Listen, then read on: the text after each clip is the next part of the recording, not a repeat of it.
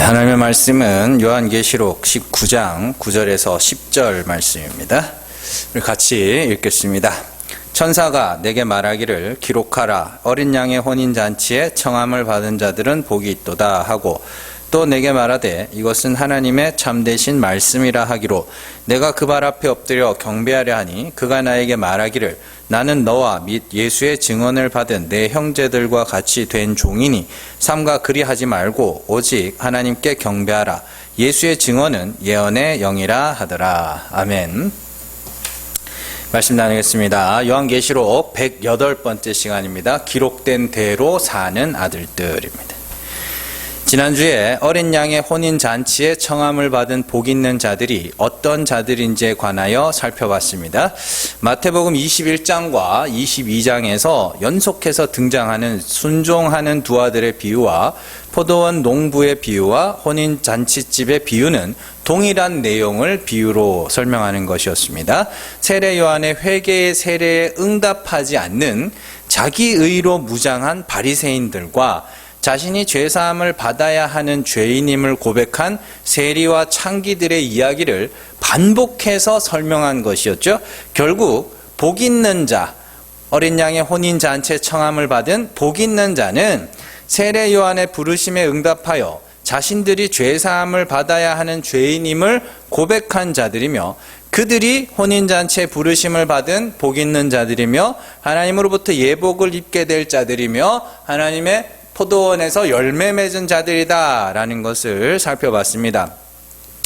오늘 말씀에서 천사가 요한에게 어린 양의 혼인잔치에 청함을 받은 자들은 복이 있다 라고 기록해라 라는 명령을 받습니다. 그러면서 이것은 하나님의 참되신 말씀이다 이렇게 이야기를 하죠. 참되신 말씀이라는 말은 진리의 말씀이라는 뜻입니다.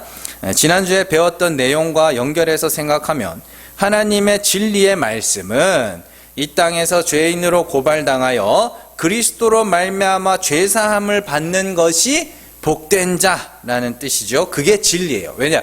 하나님은 죽은 자를 살리시는 하나님이시고, 그 하나님이 말씀하신 것은 죽었다가 살아나야 된다. 그렇게 죽는 것이 곧 사는 것, 그게 진리다 이 이야기죠. 이 말씀이 굉장히 중요한 말씀입니다. 요한은 지금 반모섬에서 환상을 보는 가운데 있고, 천사에 의해서 지상교회에 일어날 일들과 천상의 완성된 교회를 교차해 가면서 보는 중입니다. 그런데 천사가 요한에게 어린 양의 혼인잔치에서 빛나고 깨끗한 세마포 옷을 건네받는 그리스도의 신부인 교회들을 보여주면서 이것을 기록하라 라고 하는 것은 지금까지 보여준 천사의 그 환상들의 결론이 이러하다라는 것이죠. 지금까지 천사가 요한에게 여러 군데서 기록하라라고 명령한 것이 있는데요. 그것들을 쭉 살펴보면서 오늘 말씀이 무슨 의미인지를 한번 살펴보도록 하겠습니다. 먼저 요한계시록 1장 3절입니다.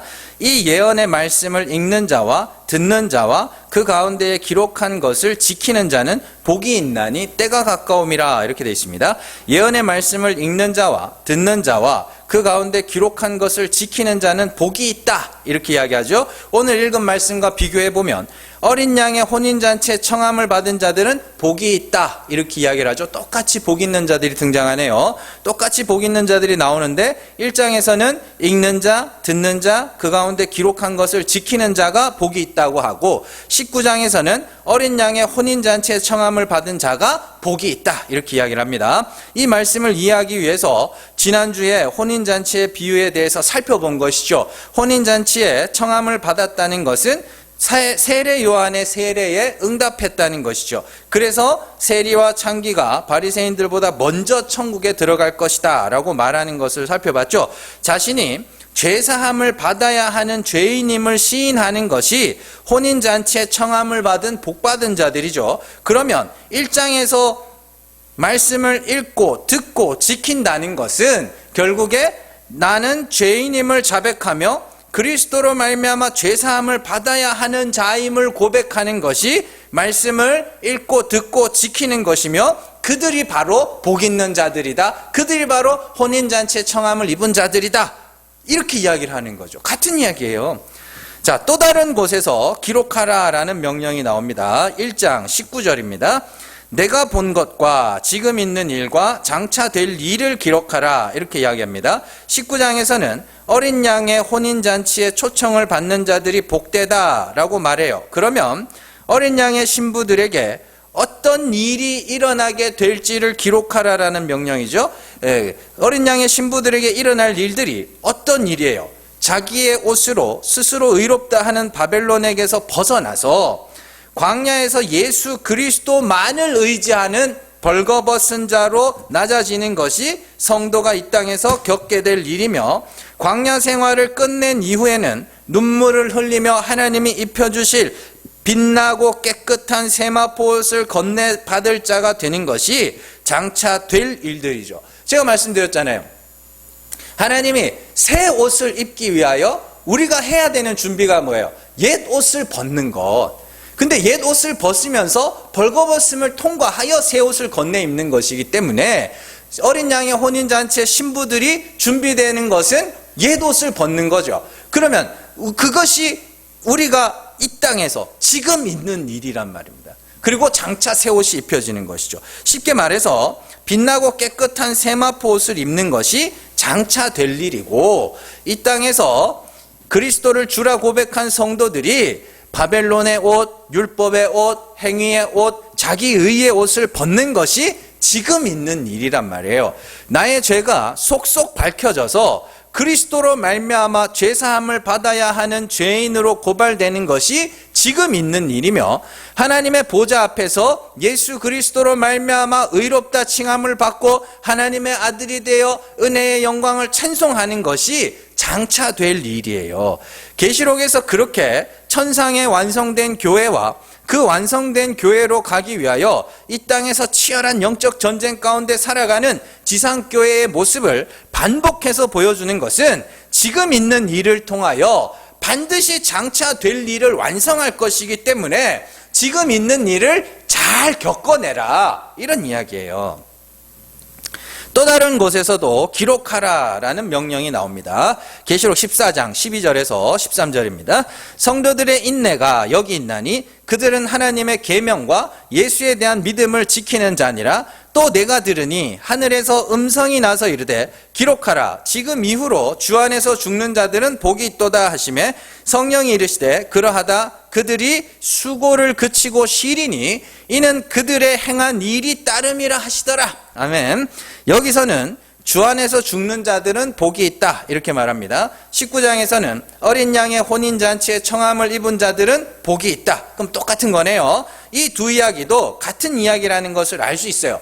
주 안에서 죽는다는 것은 나는 불가능한 죄인이라 하나님이 불쌍히 여겨주셔야 하는 자임을 고백하는 것이고, 어린 양의 혼인잔치에 청함을 입은 자들은 벌거벗은 자로 고발되어 가면서 예수 그리스도의 피로 씻은 깨끗하고 빛나는 세마포 옷을 소망하는 자들이죠. 우리가 사라가 이삭을 낳을 때에 어떻게 했어요? 하나님이 은혜로 낳은 아들임을 알도록 하기 위해서는 사라와 아브라함에게 아무런 능력이 없어야 되는 겁니다. 그래서 하나님이 생리가 끊어질 때까지 아들을 주시지 않는 것이죠. 그게 죽는 것이라 그러잖아요, 성경이. 성경에 아브라함과 사라가 죽은 자 같이 되었을 때, 그게 죽는다는 게 불가능이란 뜻입니다. 그러니까 죽는 것과 벌거벗은 것은 같은 의미예요. 그래서 갈라디아서 3장 27절에는 그리스도와 합하기 위하여 세례를 받은 자는 그리스도로 옷 입었느니라. 세례는 뭐예요? 죽는 거. 그리스도와 함께 죽는 거잖아요. 근데 그게 그리스도로 옷 입는 거라 그래요. 그런데 14장에는요, 한 말씀이 더해져 있습니다. 그들이 수고를 그치고 쉬리니 이는 그들의 행한 일이 따름이라, 이렇게 말하죠. 여기서 그들의 행한 일이 따름이라 라는 이해하기 힘든 표현이 나오는데, 이 말씀을 정확하게 번역하면 그들이 어떤 일을 행하였는데 그 일이 그들을 따라다닌다 라는 말이에요. 그러면 그들은 어떤 일을 행하였고 그 일들이 그들을 따라다니는가? 뭐예요? 12절에 나오죠. 하나님의 계명과 예수에 대한 믿음을 지키는 것. 하나님의 계명과 예수에 대한 믿음을 지켰더니 어떻게 됐어요? 주 안에서 죽었더라. 그 일이 따라다닌다. 그러니까 하나님의 계명과 예수에 대한 믿음으로 말미암아서 그들이 죽게 되었는데 그 죽은 일들이 계속 따라다니면서 그들을 스스로 살았다 하지 못하게 만든다. 그게 쉼이에요. 인간의 수고가 뭡니까? 내 스스로 생명나무 열매를 따먹고 내가 영생에 이르러야지, 내가 열심히 탑을 쌓아서 내가 하늘에 이르러야지, 그 수고를 그치고 율법에 수고하고 무거운 짐, 율법의 짐, 내가 구원에 이르러야지 하는 그 율법의 짐을 벗고 죽은 자를 살리시는 하나님에 의하여 살리심을 받는 것이기 때문에 수고를 그친다. 내가 의롭다 함을 받아야지, 내가 거룩해져야지, 내가 의로워져야지 하는 그 수고를 그치고 이제는 쉼을 얻게 되었어. 왜요? 하나님이 죽은 자를 살리시는 은혜의 하나님인 걸 알게 되었고, 그 은혜가 어떻게 나를 진짜로 죽여가니까 하나님이 불쌍히 여겨주시지 않으면 나는 마땅히 죽을 죄인입니다. 그게 쉼이에요. 그게 또한 자유고요. 자, 뒤에 가면 또 기록하라는 말씀이 나옵니다. 계시록 21장 3절에서 7절입니다. 내가 들으니 보좌에서 큰 음성이 나서 이르되 보라, 하나님의 장막이 사람들과 함께 있음에 하나님이 그들과 함께 계시리니 그들은 하나님의 백성이 되고 하나님은 친히 그들과 함께 계셔서 모든 눈물을 그 눈에서 닦아주시니 다시는 사망이 없고 애통하는 것이나 곡하는 것이나 아픈 것이 다시 있지 아니하리니 처음 것들이 다 지나갔음이라. 보좌에 앉으신 이가 이르시되 보라, 내가 만물을 새롭게 하노라 하시고 또 이르시되 이 말은 신실하고 참되니 기록하라 하시고 또 내게 말씀하시되 이루었도다. 나는 알파와 오메가요 처음과 마지막이라. 내가 생명수 샘물을 목마른 자에게 값없이 주리니 이기는 자는 이것들을 상속으로 받으리라. 나는 그의 하나님이 되고 그는 내 아들이 되리라. 아멘. 여기서도 천상의 교회의 모습이죠. 하나님이 사람들과 함께 계셔서 하시는 일이 그들의 눈물을 닦아주시는 일이에요. 왜냐하면 그들이 사망을 통과했고 애통함을 통과했고 곡하였고 아팠기 때문이다, 이렇게 이야기를 합니다. 그래서 다시는 그런 일들을 겪지 않을 거라, 이렇게 이야기를 해요. 그러면서 기록하라, 이렇게 나오죠. 지금까지 살펴본 기록하라 라는 내용과 비교해 보면 하나님의 계명을 읽고 듣고 지키는 것과 어린 양의 신부들이 지금 겪을 일과 장차될 일, 주 안에서 죽는 것, 벌거벗은 자로서 빛나고 깨끗한 세모포 옷을 입는 것이 다 같은 의미예요. 그런 모든 내용들을 요약하는 것이 사망과 애통과 곡과 아픔이에요. 그러면서 4절의 말씀에 생명수 샘물을 목마른 자에게 값없이 준다, 이렇게 이야기를 하죠. 그러면 그 생명수 샘물을 먹을 자들은 반드시 목말라야 된다라는 뜻입니다. 그러니까 그 역사 속에서 그들이 그 목마름 때문에 사망과 애통과 곡과 아픈 것을 통과했다는 이야기예요. 목마르다는 것은 의에 줄이고 목마른 자, 다른 말로 나에게는 의가 없습니다. 그게 목마름이에요. 그 과정에서 우리는 사망과 애통과 곡과 벌거벗음과 아픈 것을 겪으며 많은 눈물을 흘리게 돼요. 그러니까 돈 없어서 또 누가 괄시하고 무시해서 흘리는 그런 눈물 말고 내 죄로 말미암은 내가 마땅히 멸해야 할 죄인임을 알게 되는 그 눈물요. 그러면서 이기는 자는 이것들을 상속받을 것인데 그 상속이 뭐냐 하면 나는 그의 하나님이 되고 그는 내 아들이 될 것이다, 이렇게 이야기를 해요. 그러면 앞서 기록하라는 명령 뒤에 붙어 나오던 그 복이 다 뭐라는 거예요? 하나님의 아들이 되는 것.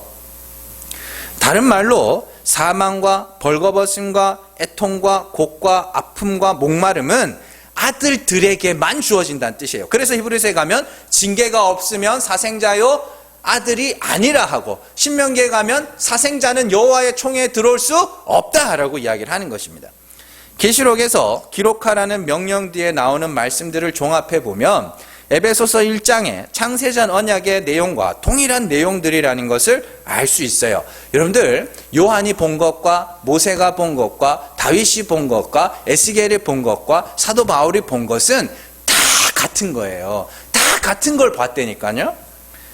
에베소서 1장에서 창세전 언약의 내용은 하나님이 창세전에 택하신 자들은 하나님의 아들이 되는 신령한 복을 받게 되는데, 그들은 반드시 이 땅에서 그리스도로 말미암아 죄사함을 받아야 하는 죄인임을 고백하게 될 것이고, 그리스도를 믿음으로 사함을 받아 하나님의 아들이 될 것이다 라고 말합니다. 하나님이 그렇게 우리를 죄와 허물로 죽이신 후에 그리스도의 피로 씻어 구원하시는 이유는 우리가 하나님 앞에서 아무 자랑도 없도록 하기 위함이며, 궁극적으로는 그렇게 구원받은 자들이 하나님의 은혜의 영광을 찬송하도록 하기 위함이에요.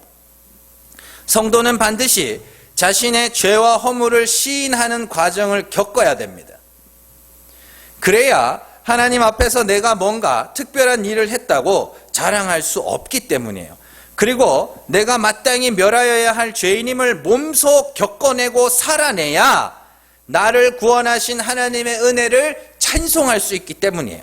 스스로가 구원을 논할 자격도 없는 죄인임을 깨달은 자들을 구원하셔야 그들이 하나님을 찬송할 것이 아닙니까? 신앙생활이라는 것은 내가 왜 예수 그리스도로만 구원에 이르러야 하는지를 배우는 겁니다. 다른 말로 내가 정말 죄사함을 받아야 하는 죄인임을 알아가면서 동시에 그 모든 죄를 영단번에 완전한 제사로 깨끗하게 하신 예수 그리스도의 사랑과 그 아들을 내어주신 하나님의 은혜의 크기를 알아가는 거예요. 뭔가 특별한 일을 행하고 뭔가 많은 덕을 쌓고 그건 아니라니까요. 내가 정말 그리스도로 말미암아 죄사함을 받아야 하는 죄인인가? 나는 정말 그리스도가 아니면 구원에 이를 수 없는 불가능한 자인가? 그걸 배워가는 게 신앙생활이라는 말입니다. 쉬운 것 같죠? 여러분들 누구나 여름이 오면 더울 것을 예상합니다. 그러나 매년 여름은 너무 덥고 너무 짜증나요. 겪어본 적이 없이 이론만으로, 제가 지금 신앙생활을 먼저 가르쳐 드렸잖아요. 그래? 별거 아니네. 근데 겪어보면 아실 거 아닙니까? 내가 죄인으로 고발되는 것이, 내가 그리스도가 아니면 불가능한 자로 고발되는 것이 얼마나 그것이 고통스럽고 안타까운 일인가를 겪어보셔야 알아요. 여러분들이 지금까지 어떤 신앙생활을 해오셨어요? 열심히 탑을 쌓고 공적을 쌓는 바벨론식의 신앙생활은 우리를 사망으로 몰고 가는 거예요. 성도는 그 공돈탑이 예수라는 돌 위에 떨어져 가루가 되어야 하는 거예요. 아니면 그 돌이 우리 위에 떨어져서 우리를 가루로 만들어 버려야 되는 거예요. 그러한, 왜 예수 그리스도라는 돌을 건축자들이 버렸을까요? 그건 그것 자체로 완성된 큰 돌이기 때문이에요. 너무 크니까 자기가 쌓고자 하는 것에 필요가 없는 돌이에요. 그래서 버리는 거예요. 그러면 그 돌 위에서 우리가 다 깨져야 되는 거예요. 내가 쌓은 단, 어떻게 알고 그런 말들을 써요? 내가 쌓은 단이 허물어지고 하나님의 단이 서는 것, 그것이 구원이라고요. 그러한 요한의 기록을 계시록에서 예언의 말씀이라고 불러요. 그러면서 굉장히 무서운 말을 합니다. 계시록 22장 18절에서 19절입니다. 내가 이 두루마리의 예언의 말씀을 듣는 모든 사람에게 증언하노니 만일 누구든지 이것들 외에 더하면 하나님이 이 두루마리에 기록된 재앙들을 그에게 더하실 것이요, 만일 누구든지 이 두루마리의 예언의 말씀에서 제하여 버리면 하나님이 이 두루마리에 기록된 생명나무와 및 거룩한 성에 참여함을 제하여 버리시리라. 더하거나 제하면 천국 못 간다는 소리예요. 요한이 기록한 말씀이 두루마리의 예언의 말씀이고, 그 두루마리의 예언의 말씀에는 성도는 이 땅에서 벌거벗음과 사망과 애통함과 목마름을 통과하면서 예수 그리스도에 의하여 죄사함 받은 죄인들로서 하나님의 아들이 되는 복을 받을 것이다 라고 기록하고 있습니다. 이러한 두루마리의 예언에 대해서 구약에서도 한번 나와요. 시편 40편 6절에서 7절입니다. 주께서 내 귀를 통하여 내게 들려주시기를 내가 제사와 예물을 기뻐하지 아니하시며 번제와 속죄제를 요구하지 아니하신다 하신지라. 그때에 내가 말하기를 내가 왔나이다. 나를 가르쳐 기록한 것이 두루마리 책에 있나이다. 아멘. 여기서 사람이 드리는 번제와 속죄제를 원하지 않으시는 하나님과 하나님의 뜻을 행하러 오신 이가 예수 그리스도라고 성경은 이야기합니다. 두루마리 책에 나를 가리켜 기록한 거 뭐예요? 예수 그리스도, 그 나가 예수란 말이에요. 히브리서 10장 5절에서 10절입니다. 그러므로 주께서 세상에 임하실 때에 이르시되 하나님이 제사와 예물을 원하지 아니하시고 오직 나를 위하여 한 몸을 예비하셨도다. 번제와 속죄제는 기뻐하지 아니하시나니 이에 내가 말하기를 하나님이여 보시옵소서 두루마리 책에 나를 가리켜 기록된 것과 같이 하나님의 뜻을 행하러 왔나이다 하셨느니라. 위에 말씀하시기를 주께서는 제사와 예물과 번제와 속죄제는 원하지도 아니하고 기뻐하지도 아니하신다 하셨고 이는 다 율법을 따라 드리는 것이라. 그 후에 말씀하시기를 보시옵소서 내가 하나님의 뜻을 행하러 왔나이다 하셨으니 그 첫째 것을 폐하심은 둘째 것을 세우려 하심이라. 이 뜻을 따라 예수 그리스도의 몸을 단번에 들이심으로 말미암아 우리가 거룩함을 얻었노라. 아멘. 여기서 주의 뜻은 아들의 피로 택하신 자들을 거룩하게 하는 것입니다. 그러면 두루마리의 예언의 말씀은 예수 그리스도에 의해서 깨끗함을 받은 주의 백성들이 하나님의 은혜를 찬송하는 것이고, 그 두루마리의 예언의 말씀에서 뭔가를 더하거나 뺀다는 것은 그리스도의 피로 깨끗함을 받은 자들이 그것이 뭔가 부족해 보여서 자신의 행위를 더하려고 하거나 폐하여진 첫째 것을 다시 세우려고 하는 것.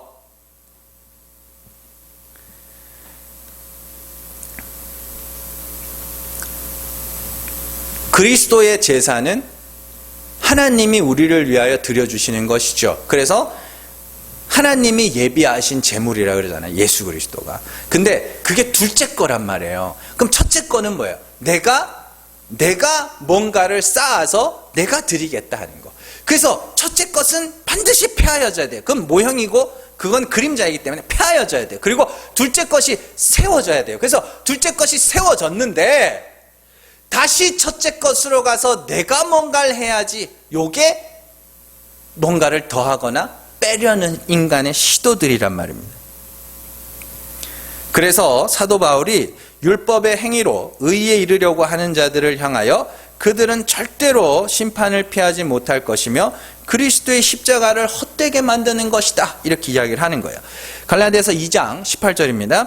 만일 내가 헐었던 것을 다시 세우면 내가 나를 범법한 자로 만드는 것이라. 21절 내가 하나님의 은혜를 패하지 아니하노니 만일 의롭게 되는 것이 율법으로 말미암으면 그리스도께서 헛되이 죽으셨느니라. 아멘. 율법이라니까 구약의 말씀들을 이야기하는 게 아니라 인간의 행위가 하나님 앞에 가치 있다. 이게 의라 하자. 인간들끼리 자기들끼리 하면 이게 의라 하자, 이게 거룩이라 하자. 그래서 그걸 쌓아서 내가 의로워져야지, 내가 거룩해져야지 하는 요것이 그리스도의 십자가를 헛되이 만드는, 그리스도의 십자가는 그것 자체로 완전하단 말이에요. 그것 자체로 우리를 완전하게 깨끗하게 한단 말이에요. 거기에 뭔가를 더하려 하거나 빼려고 하는 시도들을 그치는 것.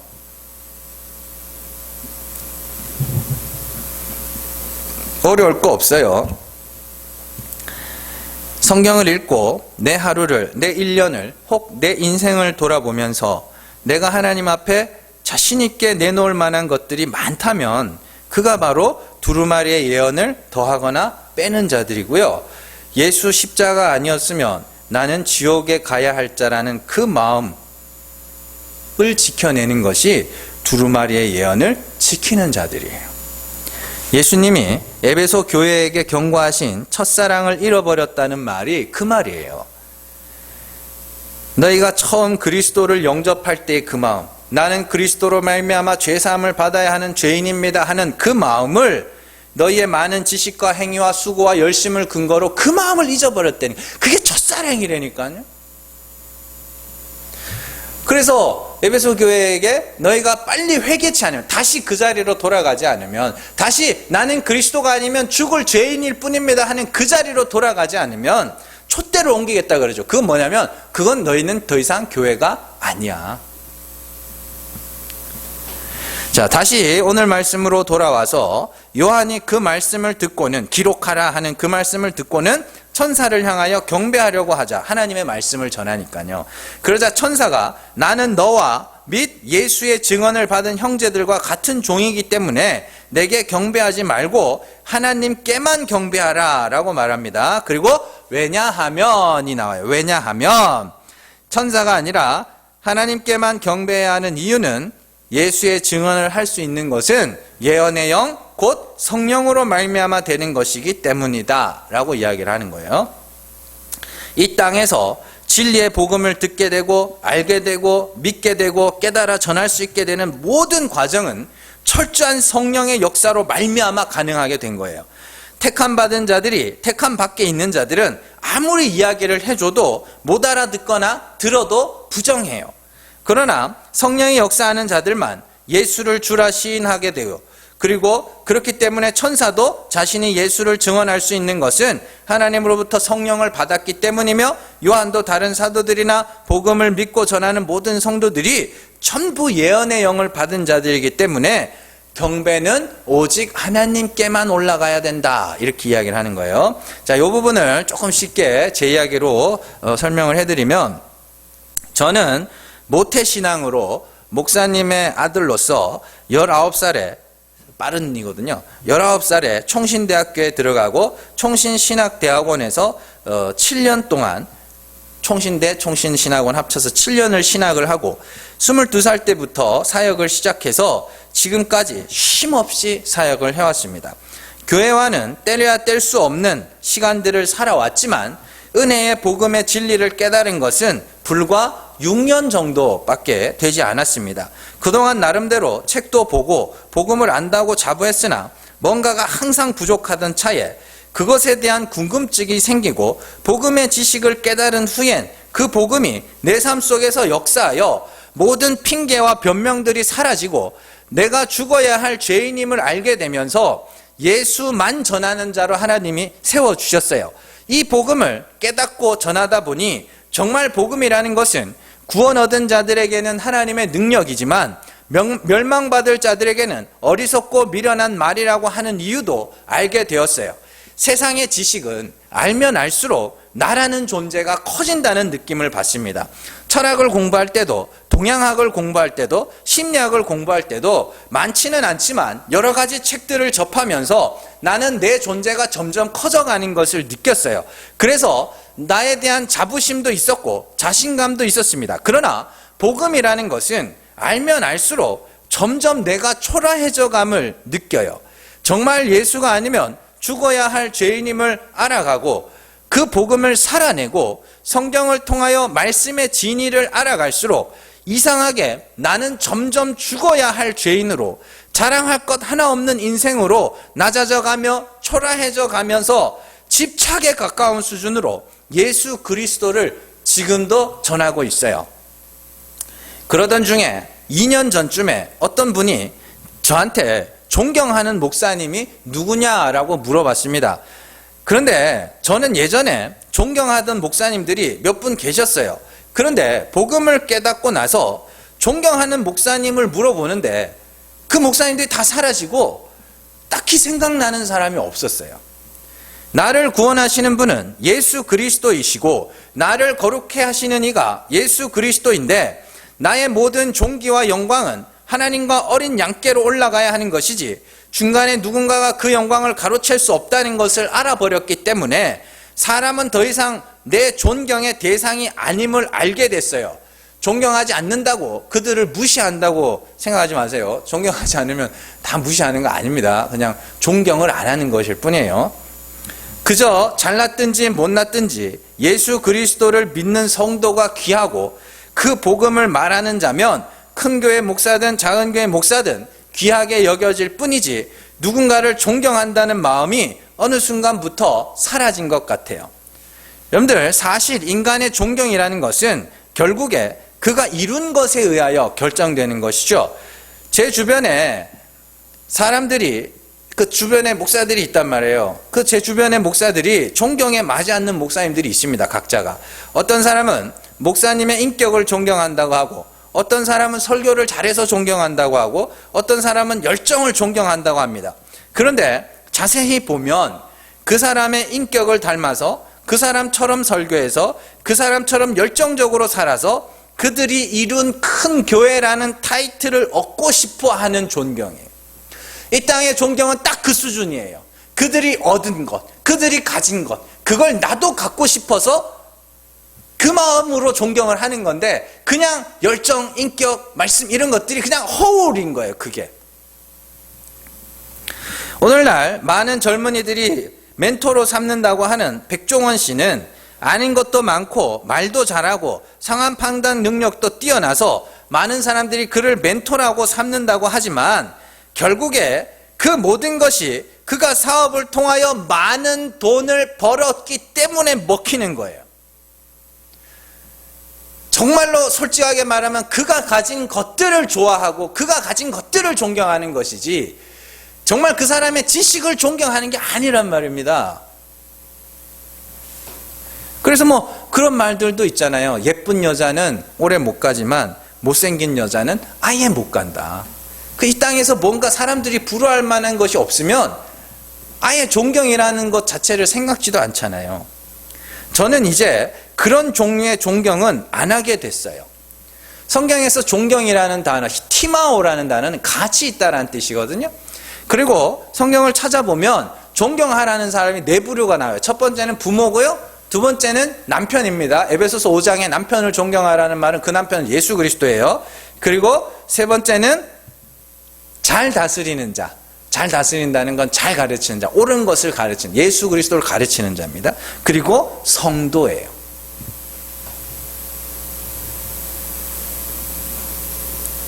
성도의 가치는 그가 쌓아 올린 것들에 의해서 결정되는 게 아니라 그리스도에 의하여 결정된다는 뜻입니다. 그리스도와 관계 있으면 그가 가치 있는 자이며 그가 존경의 대상인 거예요. 그냥 그가 어떤 삶을 살았건 지금 어떤 것을 가지고 있건 그가 그리스도와 관계가 있으면 그는 그냥 가치 있는 자라고요. 어떤 사람도 우리의 존경의 대상, 경배의 대상이 될 수 없습니다. 내가 경배받으려고 해서는 안 되고, 어린 양 예수 그리스도와 하나님 외에 그 누구도 우리의 경배의 대상이 될 수 없습니다. 여러분들, 목사를 믿지 말고 예수를 믿으세요.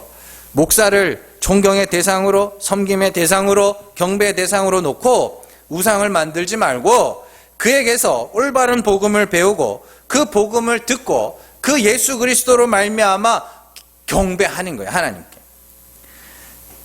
요즘에는 죽은 목사도 살려서 경배하겠다고 하는 그런 시대인데, 그건 사람을 우상으로 만드는 거예요. 우리의 찬양의 대상, 경배의 대상은 그 크신 사랑으로 우리를 구원하셔서 그 은혜를 찬송하기를 원하시는 하나님이에요. 그 누구도 하나님께 올라갈 경배와 찬송을 빼앗기지 않기를 바랍니다. 지금 있을 일과 장차 될 일들을 겪어내면서 죽어가며 벌거벗어가며 목말라가며 우리를 살리시고 새 생명으로 살리시고 새 옷으로 입히시고 하늘의 생명수로 마시게 하실 그 하나님께 여러분들의 모든 경배와 찬송이 올라가는 역사 있기를 주님의 이름으로 축원합니다. 기도하겠습니다.